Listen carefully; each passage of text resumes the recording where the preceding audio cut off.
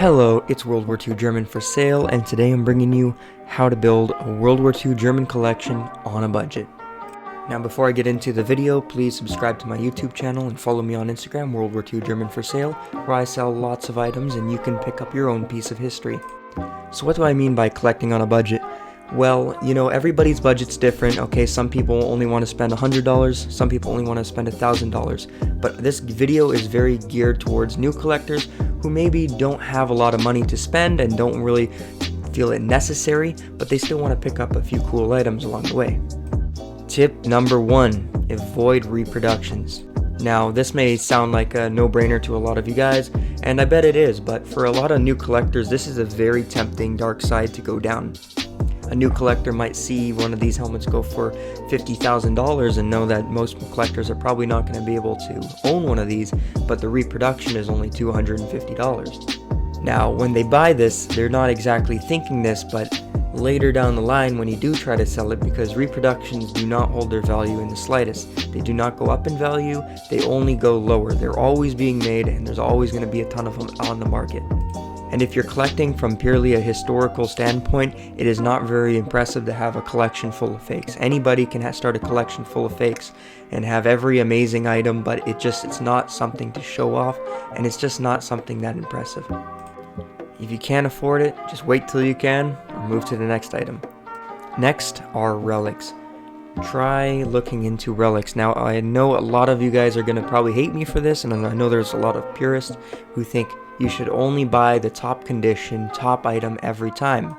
However, I'm going to go against the grain on this, and I'm going to say that if you're looking to buy a relic, that's okay. Relics are very cool. They're nice original pieces to own. If you still got to look out to see which ones are fake and which ones are real, but in the end of the day, they're a cheaper alternative to getting a really good condition one, and people can get some really cool relics out there. My next tip is look for cheaper items. Now, every metal is priced differently depending on what it is and how the condition is, but there are patterns which ones are more expensive and which ones aren't. The ones I'm showing on screen are definitely more on the higher end. We have a bunch of badges here and a bunch of iron crosses, which these are very highly desired items by other collectors, driving up the prices massively. So instead of getting an iron cross, which you might be looking at $200 US, you can be looking at something like this. This is a war merit. Tons of them are produced. You can find them. They're very common. You can find them almost anywhere. A west wall. These west walls are so common. Usually you can find them even with the original packaging paper. It's just, these are great items to have, and they're good ones to show as well. People love to see them. Now, there are so many different stamps to collect. I'm not really a stamp guy, but if you want to go down that rabbit hole, by all means, go ahead. And they're really cheap too. You can get these things for sometimes pennies. There were just so many produced during the course of the Third Reich that you can get as many as you could possibly want. Same goes for coins. While they might be a little more expensive, we're talking maybe a couple dollars, but they're still really nice to have, and they're still really cool pieces. They sort of overlap with the coin collectors, so they are a little harder to get, but overall they're still a good purchase. Another thing you can look for if you're trying to keep the prices down is to check to see if something is maker marked. Dealers will often put higher prices on things that are maker marked because maker ones are more desired. You can tell exactly which factory they came from and which part of Germany. So it's very crucial that if you're going to be buying and you're just trying to look for maybe lower end items, that you're not necessarily going for maker marked items.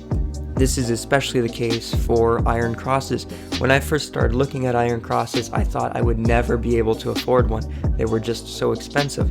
And I did some more research. I started delving into the history and how to collect these things. And I found out that a lot of times dealers are putting high prices on these because there are known makers that are very expensive and very desirable to iron cross collectors.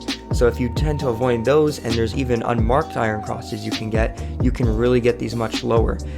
Sometimes I can see them for around 200 to 230 Canadian dollars. I don't know what the conversion is there, but these are really cheap metals. They were very common during the war, so it's only because collectors are collecting them so much that it's actually increased the value as it has.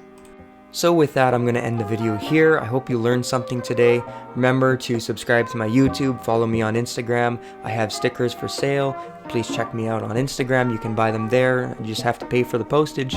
Thank you so much for watching. Goodbye.